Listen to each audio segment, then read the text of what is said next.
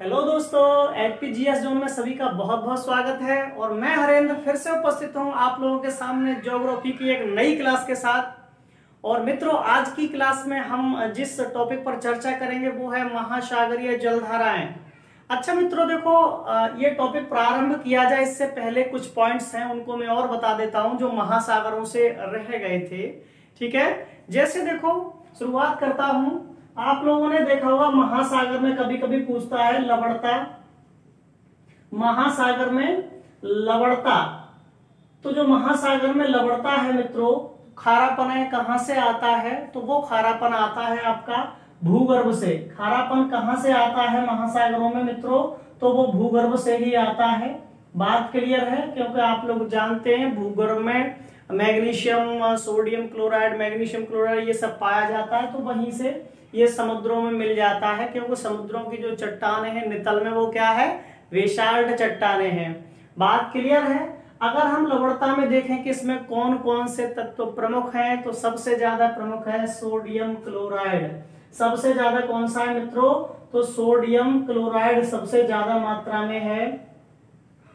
Sodium chloride ये ज्यादा मात्रा में है। और ये कितना रहता है मित्रों? तो ये रहता है आपका 77.8% ये सोडियम क्लोराइड। इसके बाद दूसरा जो रहता है ज्यादा वो है आपका मैग्नीशियम। क्या है?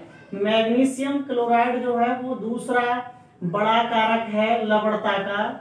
और वो कितना है? तो वो रहता है आपका लगभग 11%। लगभग कितना रहता है मित्रों? तो लगभग 11% रहता है। ठीक है ना। और इसके बाद अगर हम तीसरे की बात करते हैं तो ऐसा नहीं कि और नहीं है, तो हम जब भी तीसरे की बात करेंगे तो वो रहेगा आपका क्रम में फिर मैग्नीशियम सल्फेट। तो कौन सा है क्रम में तीसरा? तो वो है मैग्नीशियम सल्फेट। ठीक है, तो इस तरह से ये तीन ही तत्व प्रमुख हैं जो मैंने बताया। अभी तीसरा है मैग्नीशियम, मैग्नीशियम सल्फेट। और इसकी बात करें तो लगभग ये पाया जाता है आपका 4.7% या लगभग 5%। तो ये प्रमुख कारक हैं जिससे समुद्र का जल कैसा रहता है? खारापन रहता है। बात क्लियर है? ठीक है ना। अच्छा, इसके अलावा देखो एक पॉइंट और, समुद्र की गहराई वाली बात रह गई थी, तो मैं आपको वो भी क्लियर कर देता हूं मित्रों कि जो समुद्र की गहराई है वो काय से मापी जाती है? वो समुद्र की या महासागरों की जो गहराई मापने के लिए यंत्र का प्रयोग किया जाता है, उसका नाम क्या है? तो उसका नाम है फेदोमीटर। क्या है भाई? फेदोमीटर। ये फेदोमीटर से ये समुद्रों की गहराई मापी जाती है मित्रों, फेदोमीटर। और फेदोमीटर की कभी पूछे कि इकाई क्या होती है, तो इसकी इकाई होती है फेदम। इसकी इकाई क्या है? फेदम। और कभी पूछ लिया जाए कि एक फेदम बराबर क्या होता है, तो मित्रों एक फेदम बराबर होता है आपका 6 फीट। एक फेदम बराबर कितना होता है? तो 6 फीट होता है एक फेदम बराबर। इतनी सी बात क्लियर हो गई होगी सभी को। ठीक है, अगला देखिए, एक पॉइंट कल मैं गलतीवश लिख गया था 2000 की जगह मैंने आपको 200 लिख दिया था। ठीक है, नहीं तो मैं फिर से बता देता हूं उसको। मैंने आपको बताया था कि विश्व की जो सबसे बड़ी कोरल चट्टान है उसका नाम है ग्रेट बैरियर रीफ। क्या है? ग्रेट बैरियर रीफ है। कल बता दिया था मैंने कहाँ है, तो ये क्वींसलैंड पूर्वी ऑस्ट्रेलिया में है। तो इसकी अगर लंबाई की बात करें तो मैंने कल गलत लिख दी थी वहां पे। ठीक है, तो इसकी जो लंबाई है मित्रों वो है आपकी 2000 किलोमीटर से अधिक या वास्तविक है तो 2300 किलोमीटर है, ये है। ठीक है, इसको आप याद रखेंगे, सही कर लेना इसको। ठीक है मित्रों, चलिए, तो ये महासागरों से कुछ पॉइंट रह गए थे, बाकी फिर अब हम पढ़ते हैं इसमें महासागरीय जलधाराएं। ठीक है ना। तो ध्यान देंगे महासागरीय जलधाराएं। सबसे पहले देखो मित्रों, महासागरीय जलधारा क्या है, क्या होती है महासागरीय जलधारा? तो हम कहेंगे कि समुद्रों के जल के निश्चित दिशा में प्रवाह को महासागरीय जलधारा कहते हैं। समुद्रों का जो जल एक निश्चित दिशा में बह रहा होता है उसी को महासागरीय जलधारा कहते हैं। अच्छा, महासागरीय जलधाराओं की जो उत्पत्ति है उसके अगर हम कारणों की बात करें कि मित्रों ये इनके कारण क्या हैं, तो देखो इसके कई कारण हैं, इनके कई कारण हैं, और वो कारण मैंने आपको लिखे हैं, उत्पत्ति के कारण कौन कौन से हैं, ठीक है नहीं। तो आप देख पा रहे होंगे मैंने उत्पत्ति के कारण लिखे हैं, ये हैं। पहला कारण है पृथ्वी का परिभ्रमण। देखो मित्रों, पृथ्वी का परिभ्रमण जो होता है, हम कहेंगे पृथ्वी का अपनी धुरी पर घूमना। पृथ्वी अपनी धुरी पर किधर से किधर घूमती है, तो सभी जानते हैं कि पश्चिम से पूर्व की ओर घूमती है। पश्चिम से पूर्व की ओर घूमती है। जब ये पश्चिम से पूर्व की ओर घूमती है, पश्चिम से पूर्व की ओर घूमती है, तो कभी कभी पूछा जाता है कि जलधाराएं पृथ्वी के घूर्णन के आधार पर कितने प्रकार की हैं। तो घूर्णन के आधार पर जलधाराएं बनेगी मित्रों दो प्रकार की, एक को बोलते हैं सम और एक को विषम। एक को सम जलधारा और एक को विषम जलधारा। अब सम जलधारा कौन सी है और विषम कौन सी है, तो देखो, जो जलधारा पृथ्वी के घूर्णन के विपरीत हो, याद रखना इसको, जो जलधारा घूर्णन के क्या हो, विपरीत, घूर्णन के विपरीत हो, उसको बोलते हैं सम। ये लड़के इसमें बहुत बार गलती कर देते हैं, ठीक है, याद रखना। तो घूर्णन के अगर विपरीत है तो सम कहलाएगी, और घूर्णन के अगर समान है या घूर्णन की दिशा में है मित्रों, तो क्या कहलाएगी, विषम कहलाएगी। अगर घूर्णन की दिशा में है तो विषम कहलाएगी। कारण समझिए ऐसा क्यों है, ये उल्टा उल्टा क्यों होता है। तो देखिए मित्रों, मैंने बताया आपको अभी, जलधाराएं पृथ्वी के घूर्णन के आधार पर दो प्रकार की हैं, एक सम जलधाराएं होती हैं और एक विषम जलधाराएं होती हैं, ठीक है। अधिकतर अगर हम देखें तो जो जलधाराएं हैं वो पृथ्वी के घूर्णन के विपरीत घूमती हैं, और जो जलधाराएं पृथ्वी के घूर्णन के विपरीत घूमती हैं उनको सम जलधाराएं कहा जाता है। और जिस दिशा में पृथ्वी घूम रही है, अगर जलधारा उसी दिशा में बह रही है तो उसको हम लोग विषम जलधारा कहते हैं, ठीक है, याद रखना। ये उल्टा उल्टा होता है और कई बार लड़के इसको एग्जाम में गलत कर देते हैं, ठीक है। अगला देखो, अब बात करते हैं, दूसरा जो पॉइंट है वो है आपका प्रचलित पवन। प्रचलित पवन क्या है, तो आप लोग जानते हैं कि सागरों में हवाएं चलती रहती हैं, हवाएं बहती रहती हैं, और उन हवाओं के बहने के कारण जब वो सागरों से होके, ऐसे समझिए ये सागर का जल है, और इस सागर के जल से अगर तीव्रता से हवाएं बहती हैं तो इसमें ये लहरें उत्पन्न हो जाती हैं, आप देख पा रहे होंगे। तो इन लहरों के उत्पन्न होने से क्या है कि जल गति करने लगता है और बहने लगता है, तो ये भी जलधाराओं का एक कारण है। अगला है मित्रों घनत्व। तो हम घनत्व की बात करेंगे कि घनत्व से कैसे जलधाराएं बहती हैं, तो उसका कारण है। आप लोग ऐसे समझिए इसको, जैसे अगर मैं बात करूं कि दो जगह कहीं भी दो गड्ढों में जल है, ठीक है नहीं, भरे समान है, एक में गाढ़ा है और एक में काफी पतला जल है जिसका घनत्व बहुत कम है, और एक में मिट्टी उट्टी ज्यादा मिल गई है तो वो गाढ़ा हो गया है, ठीक है ना। तो जल किधर से किधर बहेगा, अरे पतला वाला जल गाढ़े की तरफ ही तो बहेगा, ठीक है नहीं। तो हम ऐसे ही कहेंगे कि जिस जल का घनत्व अधिक होता है उस जल की तरफ कम घनत्व वाला जल बहकर आता है, ठीक है, और फिर वो क्या होता है कि जलधारा बन जाती है। अरे आप इसको ऐसे समझिएगा, ये कम खारा जल है, ये कम खारा है, और यहाँ पे अगर हम जल को ले लें ये अधिक खारा जल है, तो ये कम खारा वाला जल सदैव अधिक खारे वाले जल की ओर बहकर आएगा, जिससे वो जलधारा बन जाती है। और ऐसा तो है नहीं कि महासागरों में सभी जगह खारापन बराबर हो, अरे भाई कहीं अधिक है तो कहीं कम है, ठीक है ना। अगला देखिए, अगली बात करें तो तापमान की बात करते हैं मित्रों, और तापमान की बात करेंगे तो तापमान बढ़ने से जल क्या होता है, फैलता है। तापमान बढ़ने से जल फैलता है, और जल ही नहीं अधिकतर चीजें फैलती ही हैं, ठीक है ना। और जब फैलेगा तो जल बहना शुरू होगा, ठीक है। और अगर तापमान कम हो तो ठंड में आपने देखा है पानी सिकुड़ जाता है, अरे भाई ज्यादा ठंडा हो जाए तो बर्फ भी बन जाता है, ठीक है ना। तो तापमान भी एक बड़ा कारण है। अगला है बाष्पीकरण और वर्षा। तो मित्रों देखो, जहां बाष्पीकरण और वर्षा की बात करें तो बाष्पीकरण जहां ज्यादा होता है वहां वर्षा भी अधिक होती है, विशेष तौर पर भूमध्य रेखा।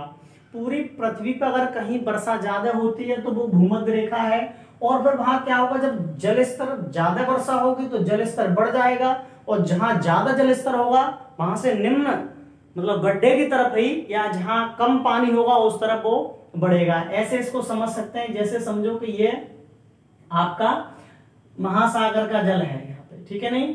और अभी इतने में बहुत तेज बारिश हो जाती है तो इसका जल स्तर भाई यहाँ के आसपास के क्षेत्रों से पानी आएगा तो कुछ तो बढ़ेगा ना। अब मान लीजिए इतना जल स्तर इसका बढ़ गया, जब इसका यहाँ पे जल स्तर इतना बढ़ा है तो बह के तो धर ही जाएगा, ठीक है ना। तो आप देख पा रहे हैं कि इस तरह से ये जलधारा बन जाती है। अगला देखिए चंद्रमा का गुरुत्वाकर्षण, तो वो मैं आपको पहले ही बता चुका हूं कि जब पृथ्वी घूर्णन कर रही होती है तो उस पर चंद्रमा का गुरुत्वाकर्षण बल भी काम करता है। और इससे मैंने जो ज्वार भाटा पढ़ा होगा तब इसके विषय में आपको बताया होगा, ठीक है मित्रों। तो ये तो थे महासागरीय धाराओं की उत्पत्ति के कारण।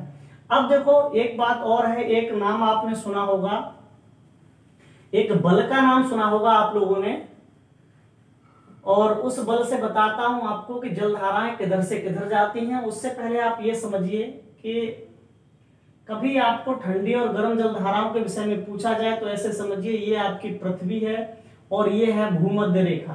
क्या है ये है मित्रों भूमध्य रेखा।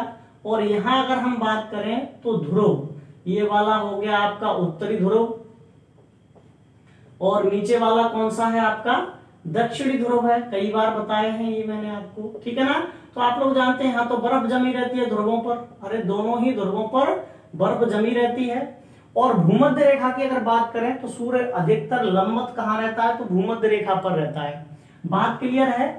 अब देखो कभी आपको पूछा जाए कि जलधाराएं ठंडी और गर्म कैसे कैसे बहती हैं, ठंडी जलधाराएं और गर्म जलधाराएं, तो मित्रों देखो जाहिर सी बात है, आप आसानी से याद रहेगा कि जहां बर्फ है और बर्फ पिघलेगी तो पानी किधर बह के आएगा, भूमध्य रेखा की ओर, यहां से तब भी उधर ही जाएगा। बात क्लियर है ना। तो ध्रुवों से अगर भूमध्य रेखा की ओर किधर से जल या जलधारा कहां से, ध्रुवों से किधर आ रही हो, भूमध्य रेखा की तरफ आ रही हो, भूमध्य रेखा की तरफ, तो मित्रों कैसी होगी वो ठंडी जलधारा होगी। कैसी जलधारा होगी, तो वो जलधारा होगी आपकी ठंडी जलधारा। बात क्लियर है ना। और अगर बात करें आपकी गर्म जलधाराएं कौन सी हैं, गर्म जलधाराओं की बात करें मित्रों तो आप लोग देख पा रहे होंगे गर्म जलधाराओं को। देखिए गर्म जलधाराएं भाई ये वाला क्षेत्र बहुत ज्यादा गर्म रहता है और इस क्षेत्र से ध्रुवों की ओर जो जलधाराएं जाए या तो इधर जाए या फिर इधर जाए, ठीक है नहीं। तो गर्म जलधाराओं को हम कहेंगे कि भूमध्य से, कहां से, भूमध्य से या विषुवत रेखा से किधर जाए, तो ध्रुवों की ओर जो जलधाराएं बहती हैं वो कैसी होती हैं, वो होती हैं मित्रों गर्म जलधाराएं। इतनी सी बात आप लोगों को क्लियर हो गई होगी, ठीक है ना। अच्छा इसके बाद अगर हम बात करें तो एक बल है, एक व्यक्ति थे जिनका नाम था कोरियोलिस। क्या नाम था, कोरियोलिस, ठीक है ना। तो कोरियोलिस बल का प्रभाव और देखिए धाराओं पर, कोरियोलिस इसको बोल दिया जाता है कोरियोलिस प्रभाव। देखिए कभी पूछा जाएगा कोरियोलिस प्रभाव क्या है, तो बात वही है पृथ्वी वाली ही कि कोरियोलिस प्रभाव में मैंने कहा ये वाला गोलार्ध कौन सा होता है मित्रों, तो ये वाला गोलार्ध होता है आपका उत्तरी गोलार्ध। कौन सा है ये, उत्तर की तरफ है तो उत्तरी गोलार्ध। और नीचे वाला कौन सा है, तो ये होता है आपका दक्षिणी गोलार्ध, ठीक है नहीं। तो कोरियोलिस प्रभाव के कारण ही क्या होता है मित्रों कि जो जलधाराएं हैं आपकी वो उत्तरी गोलार्ध में जो बहती हैं आपकी वो दाहिनी ओर बहती हैं। किधर बहती हैं, इस गोलार्ध की जलधाराएं अपने दाहिनी ओर बहती हैं। दाहिनी, किस ओर, अपनी दाहिनी ओर बहती हैं इस बल के कारण। और कभी पूछा जाए कि दक्षिणी गोलार्ध में किधर बहती हैं, तो याद रखना इसमें अपनी बाईं ओर बहती हैं। ये क्वेश्चन भी कई बार एग्जाम में पूछ लिया जाता है, ठीक है मित्रों। तो ये तो जलधाराओं से संबंधित सामान्य पॉइंट थे, ठीक है। अब देखो इसके बाद अगर हम बात करते हैं आपको जलधाराओं की, तो कई बार जलधाराओं से संबंधित क्वेश्चन देखने को मिल जाते हैं एग्जाम्स में। कभी कभी केवल सीधे सीधे जलधारा पूछ लेता है कि उसका संबंध किस महासागर से है, कभी कभी पूछ लेता है कि वो ठंडी है या गर्म है। तो मित्रों सबसे पहले अगर हम जलधाराओं को देखें तो पूछा जाएगा कि सबसे ज्यादा जलधाराएं, सर्वाधिक या सबसे ज्यादा जो जलधाराएं हैं वो किस महासागर से निकलती हैं, तो वो है आपका अटलांटिक। सबसे ज्यादा जलधाराएं मित्रों अटलांटिक महासागर में हैं। और सबसे कम कौन से में है, तो कभी पूछ लेता है कि सबसे कम जलधाराएं, तो मित्रों सबसे कम है आपकी हिंद महासागर में। कौन सा है? हिंद महासागर। ठीक है, अब देखो मैंने आपको कुछ जलधाराओं के नाम लिखे हैं जो एग्जाम की दृष्टि से काफी महत्वपूर्ण है और एग्जाम में कई बार आती रहती है। मैंने देखो अलग अलग बना दिया है, आप देख रहे होंगे, आप प्रशांत महासागर, अटलांटिक महासागर और हिंद महासागर। मित्रों तीन ही महासागरों में जलधाराएं बहती हैं क्योंकि दो महासागर बर्फ के रूप में दोनों ध्रुव। ठीक है ना, तो देखिए इसमें भी देखो सबसे पहले गर्म प्रशांत महासागर की गर्म जलधाराएं ये वाली हैं। इसमें मैंने आपको लिखा है क्यूरोशिवो, जो जापान की काली धारा के नाम से भी जानी जाती है, अलास्का की जलधारा, सुशीमा की जलधारा, अल नीनो जलधारा और पूर्वी ऑस्ट्रेलियाई जलधारा। इसके बाद ये तो सभी गर्म है ना। ठंडी जलधाराओं को मैंने नीचे लिखा है, क्यूआर की जलधारा है, कैलिफोर्निया की है, हम्बोल्ट की है और आपकी ओखोटस्क की जलधारा है। ठीक है ना। इसके बाद अगर हम बात करते हैं अटलांटिक महासागर, जो सबसे ज्यादा जलधाराओं वाला महासागर है, इसमें फ्लोरिडा है, आपकी गल्फ स्ट्रीम है, बहुत बार एग्जाम में आती है। इसी का ही दूसरा नाम है खाड़ी की जलधारा, नॉर्वे, ब्राजील। ठीक है, और इसमें ठंडी जलधाराएं कई एक हैं, लैब्राडोर है, कनारी है, बेवेला है, रेनले है, इरमिंगर है और फॉकलैंड है। ठीक है मित्रों।